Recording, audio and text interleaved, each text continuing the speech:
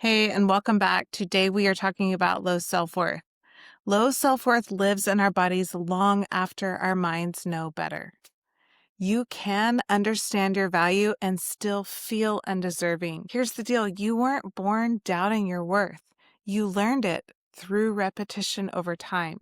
You learned it every time love was conditional, every time silence felt safer than honesty, every time your feelings were too much or your needs went unmet. You didn't decide to doubt yourself. Your nervous system adapted to survive. And now, even though you know better, you still feel small. That's the real trap of low self-worth. You're awake enough to see it, but not yet free enough to change it. And that's what we're talking about today. How to stop living as the woman your pain created and start becoming the woman your healing's been waiting for. I'm Janice Holland, licensed therapist in the U.S. Welcome to my series, Awake But Not Free. I'd love for you to download my free guide, Finally at Peace. The link is in the description.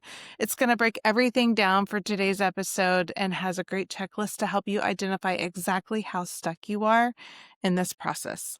All right, let's get into it. Despite what all the popular trends may suggest, you can't think your way into confidence. You can't say enough affirmations to get out of your unworthy feelings, because low self-worth isn't a belief you choose. It's a survival response your body learned to keep you safe.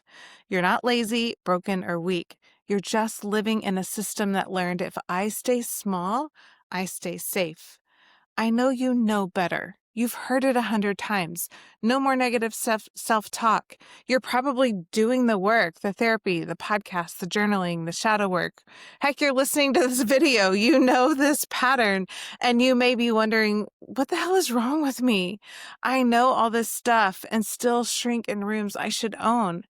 Maybe you're overthinking every text. You apologize for existing even when you've done nothing wrong.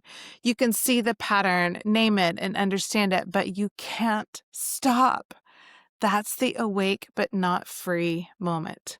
It's when you understand your pain, but you still can't access your power. Low self-worth doesn't always look like insecurity. It sometimes looks like overfunctioning, carrying everyone else's emotions. It can look like perfectionism, trying to earn safety through performance. It also often looks like self-sufficiency, refusing help or asking for help because you don't trust others or you're just not comfortable receiving anything from others. Sometimes it's laughing off an insult just to keep the peace or pretending you're fine so no one worries about you. Maybe it's feeling guilty when you rest or staying busy because stillness feels dangerous. It's not necessarily that you don't know your value. It's that you're still stuck and performing your way through life. And what I mean by that is we just naturally know how to follow the rules that were set up for us for success. And we don't even know to question them. It's like, this shirt has stripes on it. I don't even question if it has stripes because I just know that it does. So I'm focused on everything else except questioning if my shirt has stripes. That's the level of awareness I'm talking about here.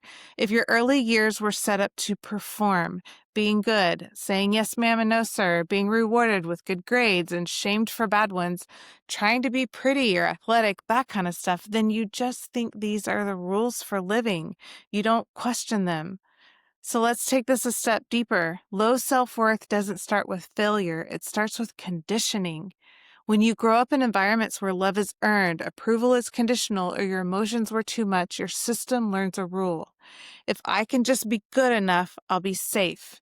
You learn to monitor yourself. You dim your light. You anticipate needs before they're spoken. You turn your intuition into a self-editing machine. It's not that you don't have self-worth within you. It's there, but you have outsourced it. You handed it over to the people you thought could keep you safe. You might not even realize you're living by it, but it sounds like this. If I can just fix myself, they'll love me. If I can prove my worth, they'll stay. If I don't cause problems, everything will be okay. So you work harder. You become the peacekeeper, the high achiever, the helper, and people applaud you for it. But actually applauding is your coping mechanism. Hypervigilance takes massive amounts of energy. You can sleep 8 hours and still wake up exhausted because your body never really rests. You're constantly scanning. Did I say something wrong? Is she mad at me? Do they still like me? That background program drains your system 24/7. And here's the twist. You don't have to build self-worth.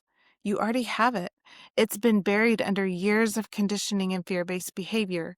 Your work isn't to create worth. It's to unlearn everything that made you outsource it.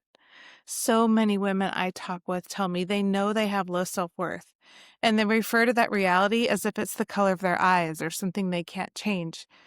You absolutely can change this. Any learned belief or behavior is something you get to change. For years, I tried to fix myself into freedom. I was getting certifications and accomplishments. Everything I did was chasing that quiet feeling of, am I enough now? I didn't even question my path. I knew what I was doing and absolutely thought I was doing everything right. I thought I just hadn't arrived yet. But as I got older, no matter what I achieved, it never landed.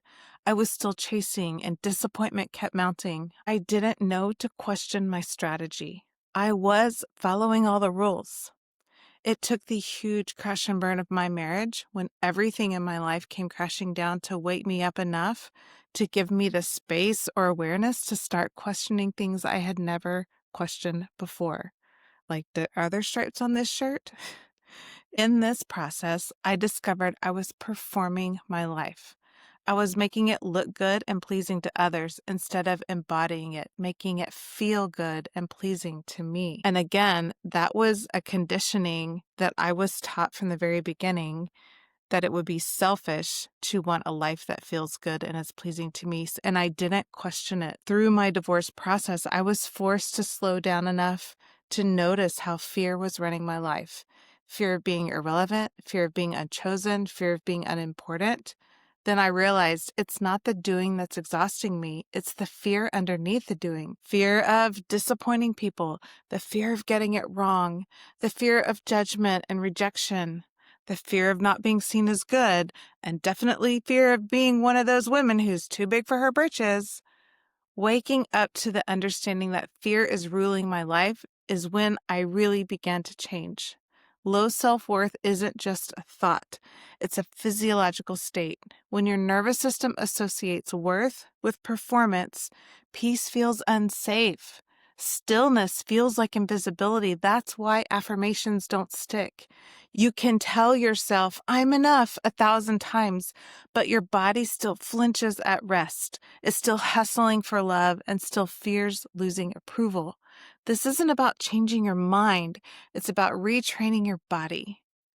Inside my Courageous Living 60-Day Reset, we go slow intentionally because self-worth doesn't grow through information. It grows through safety.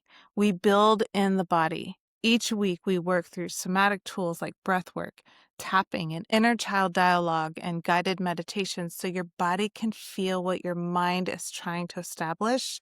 I am safe. And once safety is restored, self-worth naturally rises, not as performance, but as presence. Here's what starts to happen. You stop explaining yourself to people who aren't listening. You stop apologizing for existing. You stop overgiving to prove you deserve love. You start resting without guilt. You start speaking without rehearsing. You start saying no without shaking. That's what freedom looks like. And that is the foundation of a new kind of self-worth, one that isn't earned, but embodied. If you've been awake to your low self-worth for a while, if you can see it, but don't know how to shift it, that's your body asking for safety, not strength. You don't need to try harder.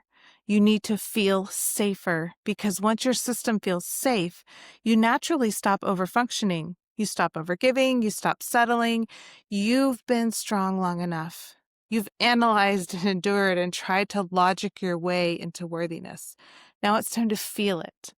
Inside the Courageous Living Reset, you'll learn how to rebuild safety, regulate your body, and retrain your mind so you can finally live from love instead of fear. You'll have lifetime access to every module, every somatic practice. In fact, I was just talking with a client today, and she has been through the reset. I think she went through it, probably 6 months ago. And she pulled out one of the guided meditations and took herself through it. She actually took she and her husband through it. It was just a beautiful moment of of her having embodied this information and knowing how to go back and pull from those resources over and over again anytime that she needs them. It was just such an encouragement to me, and I want this for you as well. You don't just take yourself through it and learn, but you have access to resources for the rest of your life. So as you're going through different things, you have something there to support you and help you navigate whatever life throws your way. This isn't about getting fixed. It's about remembering who you were before you thought you had to prove your worth. If you've been nodding through this entire video thinking, that's me, I need that, I want that, how?